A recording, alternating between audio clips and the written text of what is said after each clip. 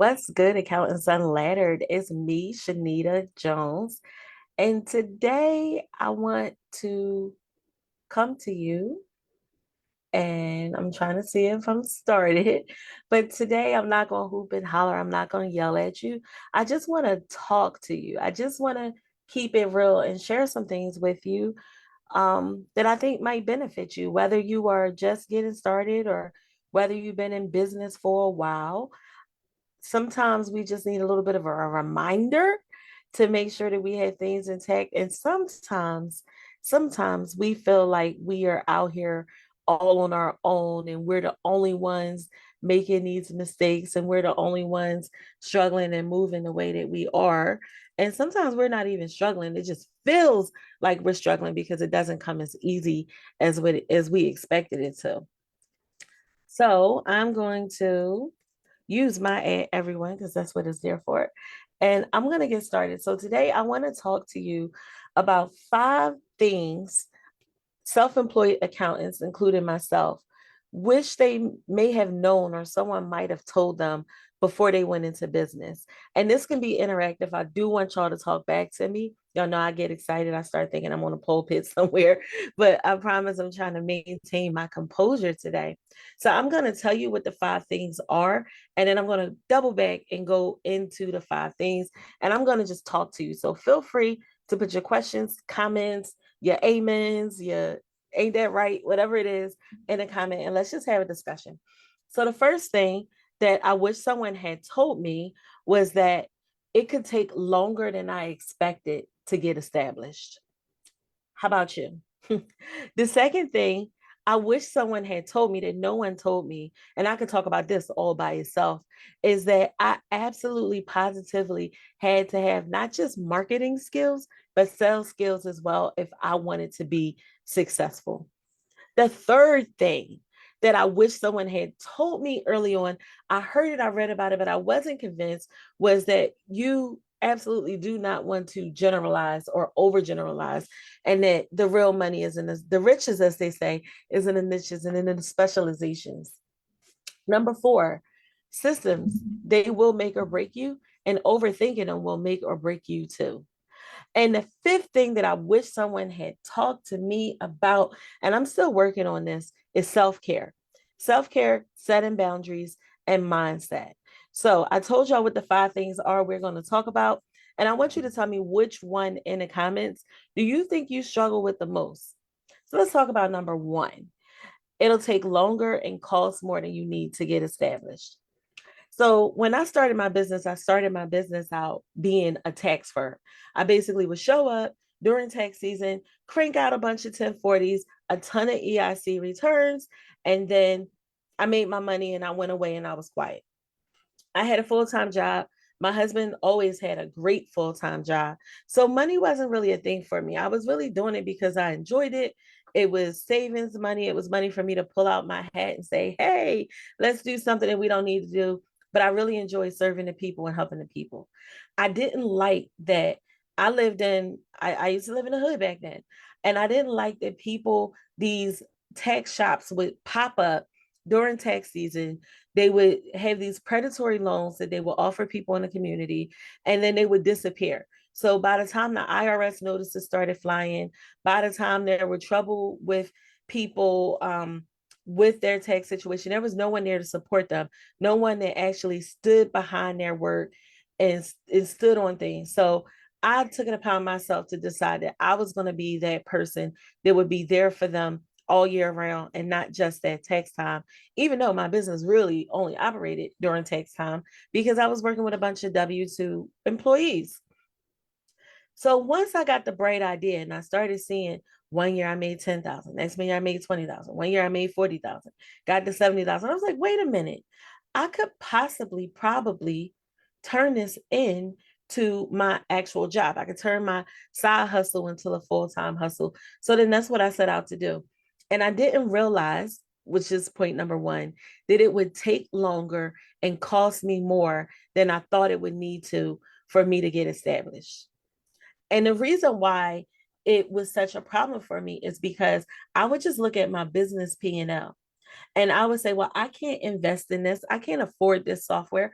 I can't afford this program. I can't pay for that training. I can't hire that coach because my business is only making X amount of money. But meanwhile, at my job, I was making Y amount of money. My husband had money. We had money in savings. We had credit cards.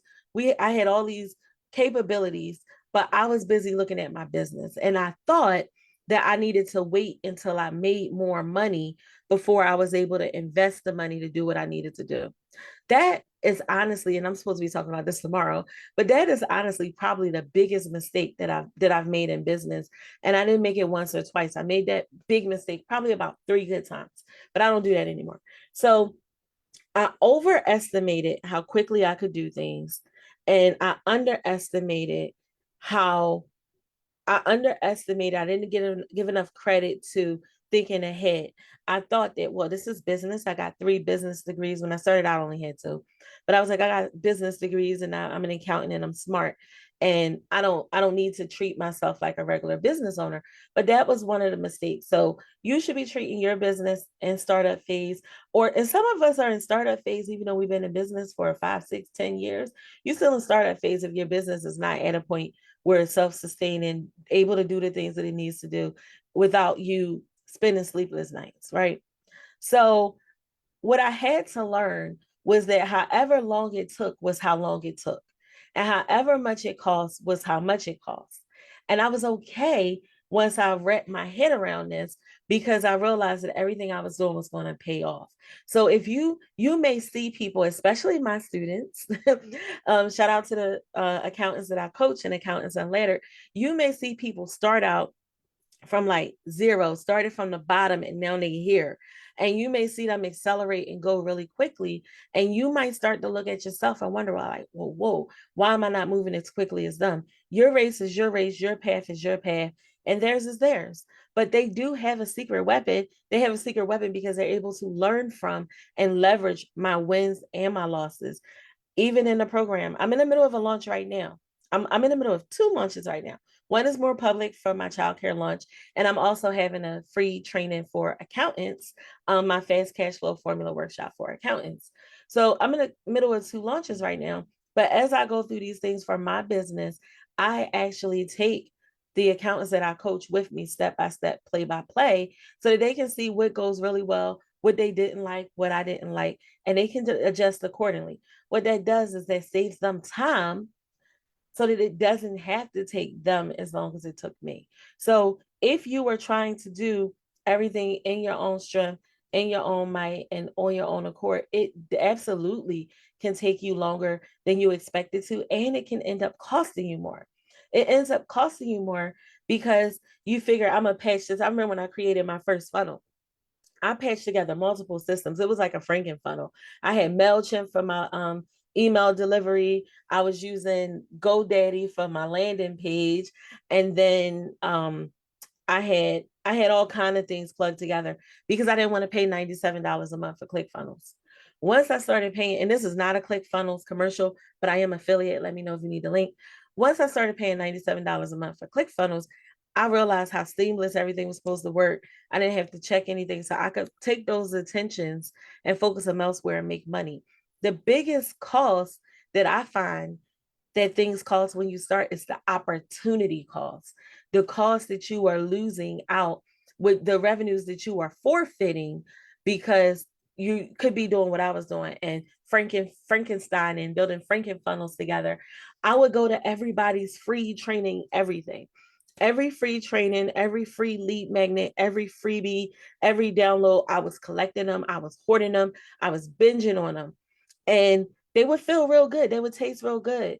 And it just wasn't enough. It wasn't enough substance. They would teach me what, they would teach me why, a itty bit of the how. And then I was confused. So I spent a lot of time trying to put things together. When if I'd have just gave the woman her money, I could have got the play-by-play script breakdown, started making money, made that money back, and not wasted that time. So let's talk about number two. The second thing that I wish someone had told me was, first of all, there's a difference between marketing and sales.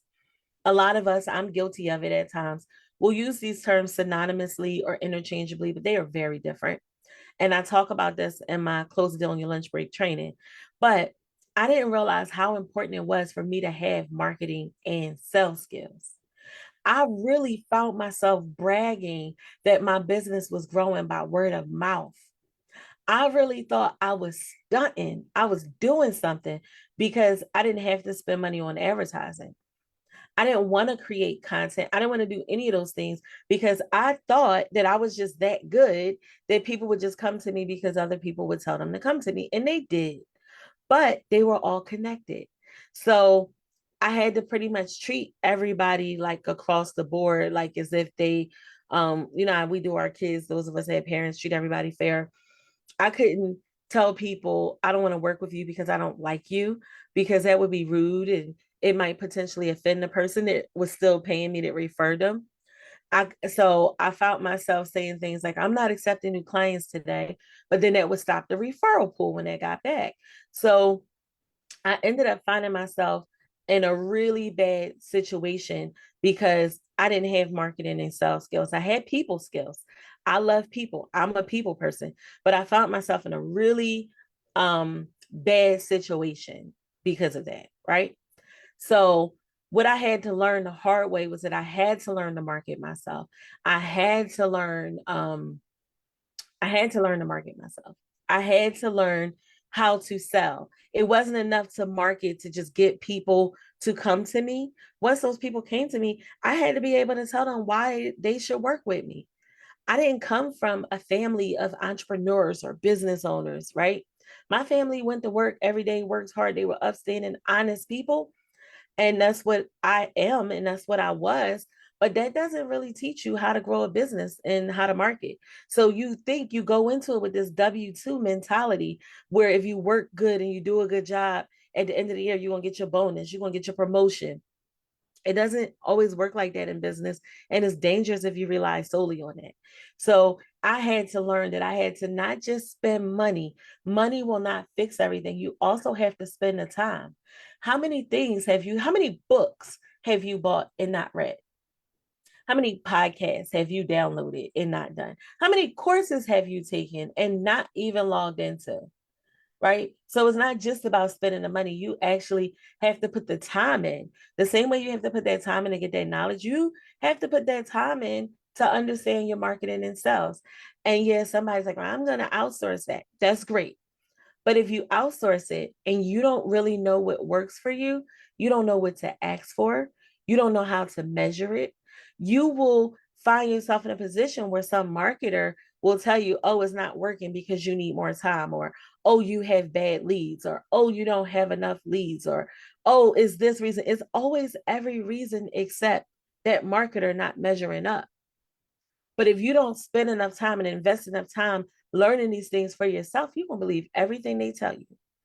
I have been a part of enough programs where I saw coaches literally gaslit people, never accepting any responsibility. People followed every single step that they were given, right? So I'm going to tell you, you really want to dedicate the time to do that for yourself, but then also get comfortable with selling. Nobody can sell you like you. I was reading in one of these accounting groups the other day. This girl had just started her bookkeeping business and she was already looking for somebody to do her sales calls. Some people can't sell you like you. I get every single time I have somebody selling for me, I always end up outselling them. And I work with some of the people that are like the best of the best salespeople, but they not me. They're not you. I can't sell you like you can sell you. So you might not feel good about it. You might not be optimistic about it, but if you really want to grow your business, you just got to deal with it. That's a part of it. Even if you have another partner, you still have to accept that responsibility. Which brings me to number three, which is marketing in yourselves. Specialize, don't generalize. A lot of people are afraid to niche because they think that it cuts off their opportunities. So, one of the things we do in our firm, we have different niches. So on Facebook, you know me as a childcare CPA. On YouTube or on TikTok, you may find me there as that. But locally, I could have a whole different persona. On another platform, I might specialize in a particular service. If you talk to everyone, you will speak to no one. And niching is going to help you get that expertise to actually know what you're talking about so that you can convey your message with confidence, so that you can raise rates without worry, so that you can actually not feel like an imposter. Do you know how many people talk themselves out of sales just by not fully showing up because they are afraid that they are unworthy? All the time. That is like the number one thing that I coach accountants through. I actually teach you not how to just psych yourself into believing you the cat's meow and you not. No, we don't do that. But I show you how to actually become an expert, the expert quickly, how to actually get the knowledge and the information you need fast so that when you go out there and represent yourself as such, you don't feel like you're frauding or lying. So you're able to do it with the conviction that you would feel good about doing it with. So when I tell people, establish yourself as the expert in your industry, you don't become the expert just because you said you're the expert. But with technology, it's so easy to, well, so much easier now in 2024 than it was when I started in 2018. So that's what I'm talking about. The people that I work with are able to learn the same lessons that I learned and leverage them so that they are not left behind, because that is exactly what happens. And what would have happened if I didn't learn these lessons that I eventually learned, but I wish someone had shared them with me. It was a long road. You know, the hardest revenue year for me was actually that year making six figures. It was so, if you're having a hard time making six figures in a year and you want my help making six figures, do me a favor and drop a six in the box. And when I cut this live stream, if you're available, I'll just invite you to my Zoom and we can talk about it. But six figures was so much harder for me to make per year than it was for me to make seven figures, over $1 million in a year. And the things that the structure that you learn and building a foundation to get to six figures, it doesn't change very much when you want to go from making $600,000 to making 1.5 million. I think somewhere around there, right? It doesn't change very much. Your problems stay the same problems, they just get magnified, but it's the same thing. So getting to that first six figures is so crucial and it's so key that you build it right, because if you build that right, you'll be able to sustain once you get above that. And the things that you learn will help you to get above that. Which brings me to point number 4. And I will give y'all the Zoom link. I'll just if you want the Zoom link, say Zoom and I'll drop it. I got 2 more points though. And get into those six figures. Systems. If I see one more person tell me they can't begin to grow their business or take a technical training or do something they need to do because they don't have systems, I'm going to use one of my cuss words. My old pastor, may he rest in peace, he said we only got 7 per week. I will use all 7 of my cuss words. And that was a joke. He did not really mean it. Don't nobody get me and the guy wrong. And the reason why I say this is because we as accountants, we are analytical, we are overthinkers, and we think that we have to have everything figured out before we start. So you know what happens? We never start. And while we're over here with imposter syndrome, the actual imposters are out here making money and making problems and making messes for us. And then it's difficult for us to actually be able to get clients, because it's like just like somebody was in an abusive relationship and they think that all women are the same or all men are the same. And you got to tear down all these walls and break down all these barriers because they had an accountant that ain't know a debit from a credit, right? And it's because those of us that actually have the skill and the desire to do the right job the right way, we're so busy worrying about should we use Asana or Monday or ClickUp or Trello or whatever it is that you're using, right? So instead of worrying so much about systems, worry about processes. How about we get clients first? How about we get clients and see what processes we need for those clients so then we can select systems that are going to fit into our processes for our clients. Do not underestimate, do not undervalue the power of a good spreadsheet. I'm all for a tech stack. and having automations and all that stuff. But if you don't have it, you don't have it. What you supposed to do? Not get where you got to get because you don't have everything figured out?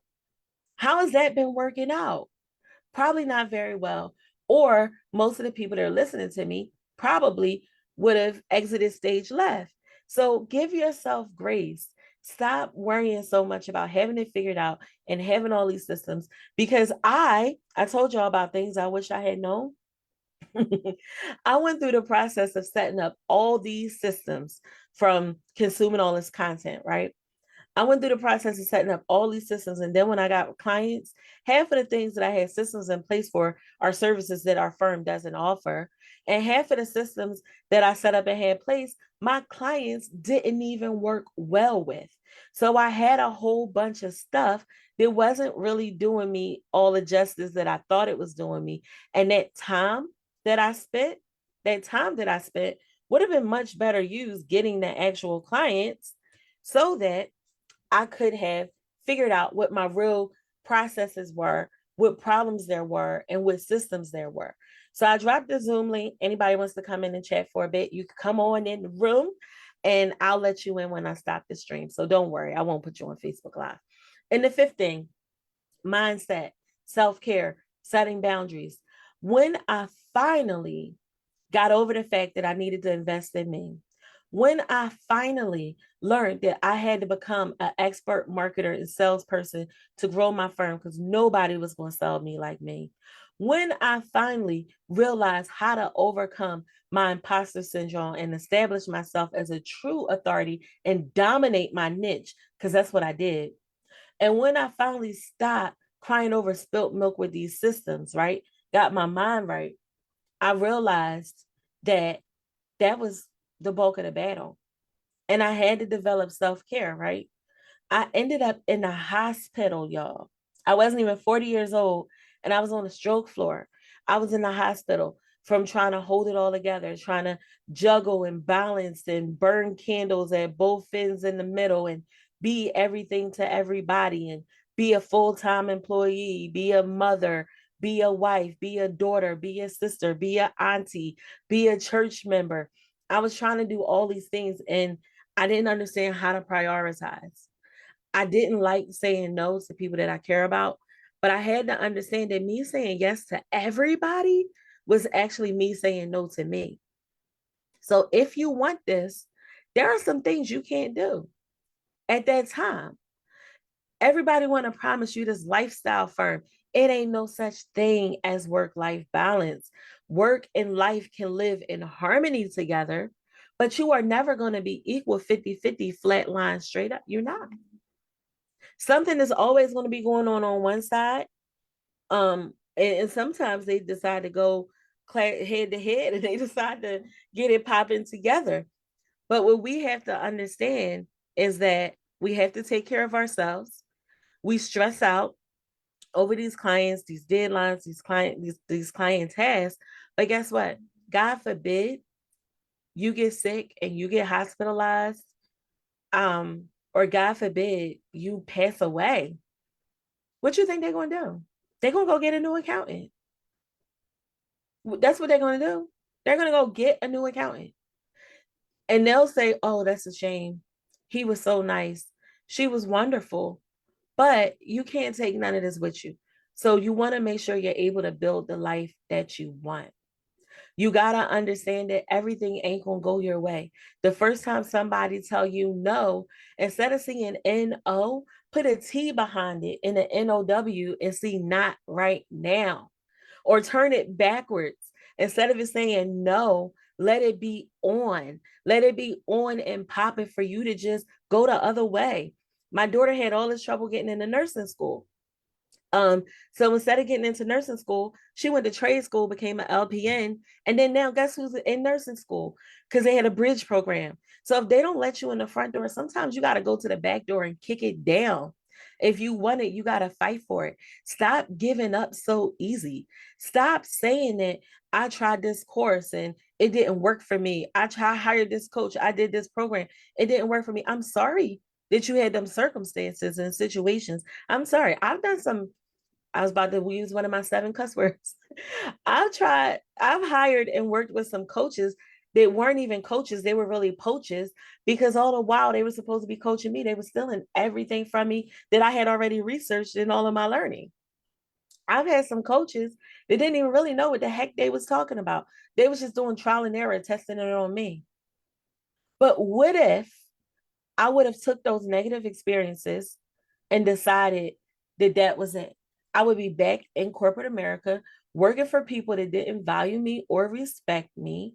I left corporate America. I tell everybody all the time, I became a CPA because of racism, because I was told that I couldn't. So, haha, look at me now. And I took my CPA and my show on the road, and now I'm working in my own firm where we truly are an equal opportunity employer. And there are 7 employees in our firm.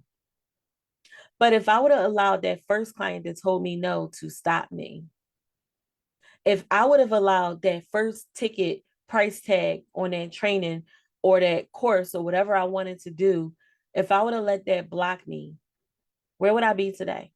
Where would the accountants be today that I get the blessing, the pleasure to help do the same?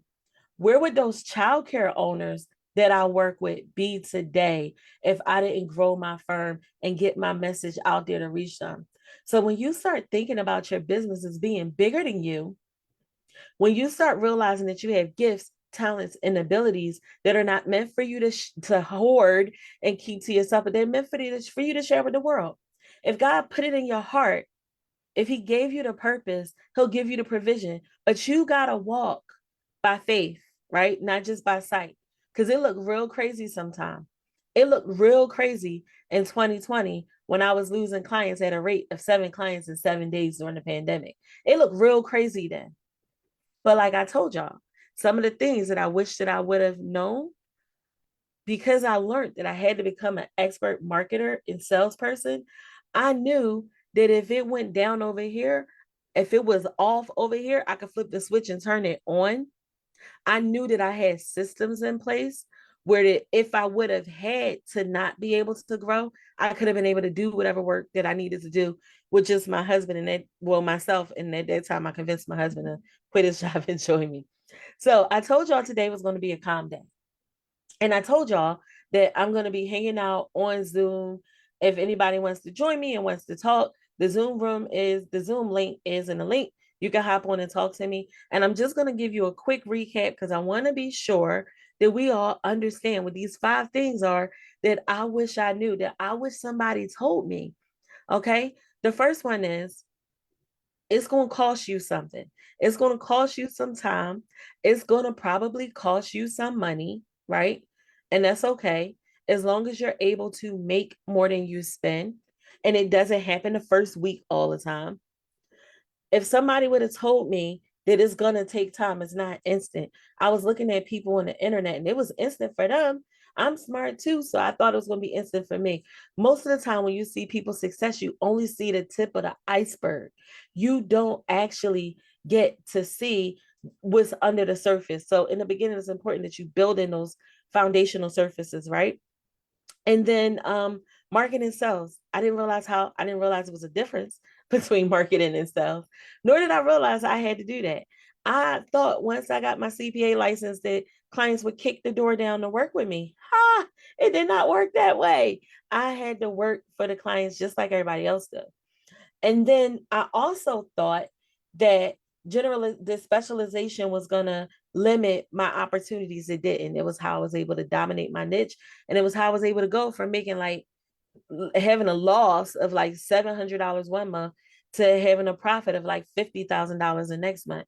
That month when I just said, okay, I'm going to work with these childcare business owners, and they not even the highest paying industry I could have been in. Systems. Stop getting stuck up on systems and focus on your processes, focus on your people, and then build your processes and have your systems work with the things that you have in place. And mindset is everything. You keep telling yourself you can't do it. You keep telling yourself you're not good enough. You keep telling yourself you can't afford it. And that is exactly where you will be. That's why whenever I get on a sales call with somebody to talk about working with me, when they say they can't afford it, I say, okay, you can't afford it. I hate it when they say that because there's always a way. When it's a will, it's a way. And if you don't do this, what are you going to do? Right? There always has to be something.